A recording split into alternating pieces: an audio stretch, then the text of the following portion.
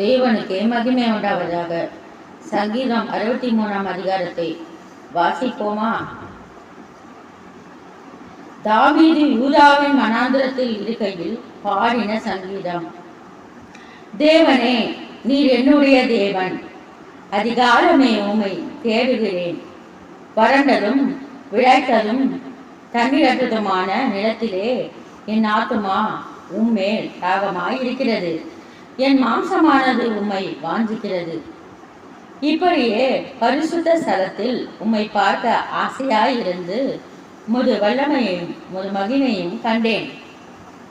ஜீவனை பார்க்கிலும் உமது கிருபை நல்லது. என் உதடுகள் உம்மை துதிக்கும். என் ஜீவன் உள்ள மட்டும் நான் உம்மை துதித்து உமது நாமத்தை சொல்லி கையெடுப்பேன். நிலத்தையும் கொழுப்பையும் உண்டது போல் என் ஆத்துமா திருப்தியாகும். என் வாய் ஆனந்த களிப்புள்ள உதடுகளால் உம்மை போற்றும். என் படுகையின் மேல் நான் உம்மை நினைக்கும் போது ராஜாமங்களில் உம்மை தியானிக்கிறேன். நீர் எனக்கு துணையாய் இருந்ததினால் உமது சட்டைகளின் நிழலிலே களி கூறுகிறேன். என் ஆத்துமா உம்மை தொடர்ந்து பற்றி கொண்டிருக்கிறது. உமது வலதுகரம் என்னை தாங்குகிறது.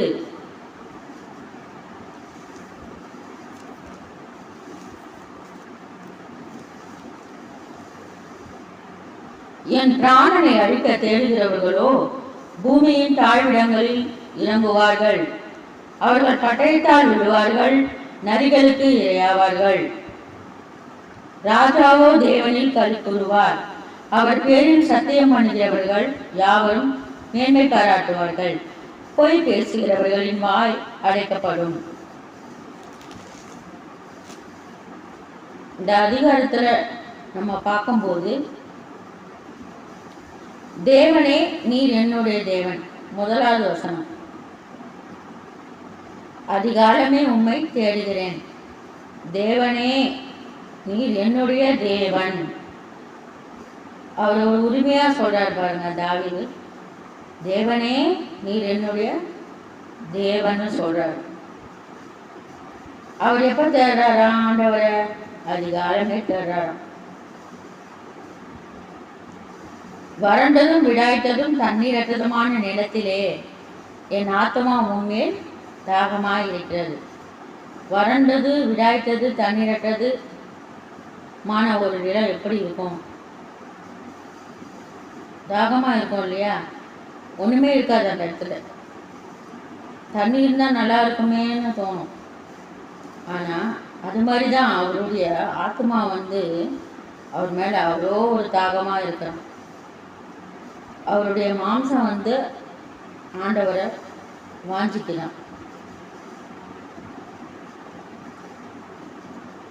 3வது வசனம்னா சொல்லுது பாருங்க, ஜீவனை பார்க்கிலும் உமது கிருபை நல்லது.